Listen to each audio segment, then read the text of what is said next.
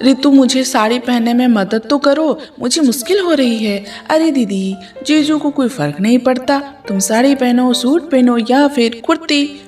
रितु ने रागिनी से बोला, जानती हूँ पर मुझे साड़ी पहनने का बड़ा शौक है, इसीलिए ना मदद तो कर दे। हाँ तो दीदी, आप शादी होने के बाद जीजू के साथ मिलकर सीख लेना, ठीक है? क्या कहा? रितु की बच्ची बोल उसे पूरे घर में दौड़ाने लगती है।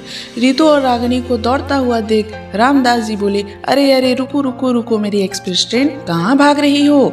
बाबूजी देखिए ना, मुझे यह परेशान कर रही है, रागिनी ने कहा। बाबूजी बोले, रितु क्यों मेरी बेटी को परेशान कर रही हो?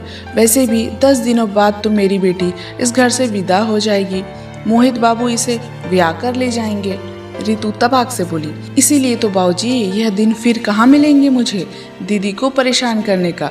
बोल दोनों बाबूजी के गले लग जाते हैं। तभी आवाज आती है, शादी वाला घर है, इतना काम है और आप तीनों काम देखने के बजाय हंसी ठिठोली कर रहे हैं। रितु जा, छत पर पापड़ डले हैं, उठा ला।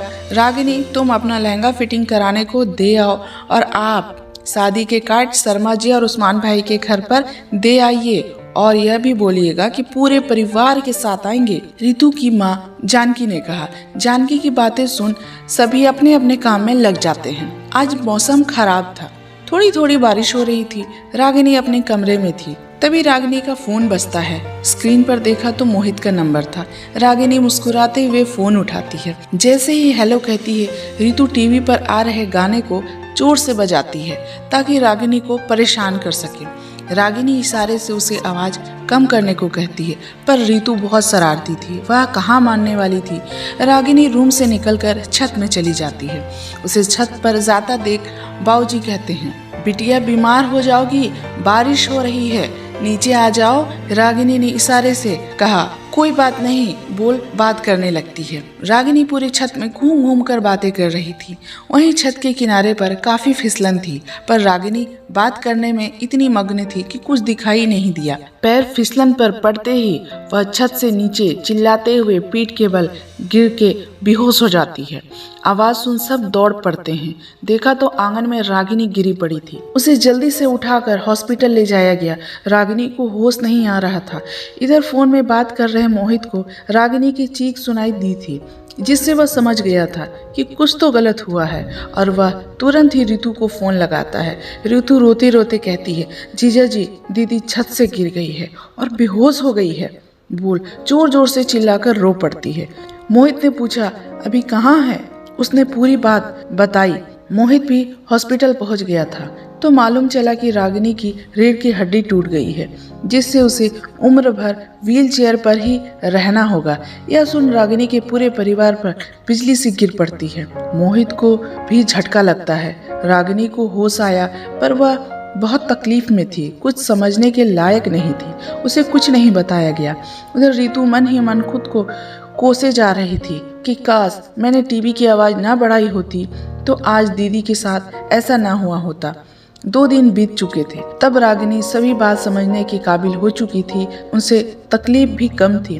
उसे डॉक्टर ने अपने तरीके से सारी बात बताया। यह सुनते ही रागिनी की आंसू रुकने का नाम ही नहीं ले रही थी। मोहित रागिनी को बहुत प्यार से समझाता है।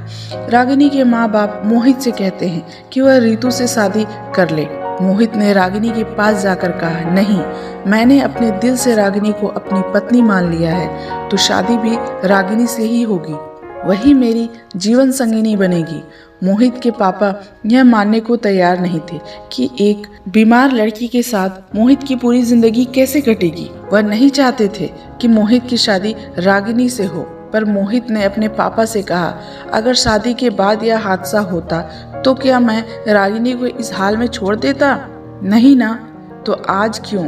इसलिए शादी उसी तारीख को होगी जिस तारीख को होनी थी और रागिनी से ही होगी। रागिनी को यह सुन उसे अपने व्हील चेयर पर होने का अफसोस नहीं रह गया था। इतना अच्छा जीवन साथी जो मिला था। और वह दिन आया जिस दिन मोहित और रागिनी की शादी होनी थी। डॉक्टर की सलाह से थोड़ी देर के लिए मंदिर ले जाकर पूरे विधि विधान के साथ व्हील चेयर पर ही मोहित और रागिनी का शादी संपूर्ण कराया गया। दोस्तों, मैं ऊपर वाले से दुआ करूंगी कि हर लड़की को मोहित जैसा सच्चा और अच्छा जीवन साथी दे। इस स्टोरी के बारे में आपको क्या कहना है, कमेंट करके जरूर बताएं। मेरे चैनल को लाइक, सब्सक्राइब और शेयर जरूर करें।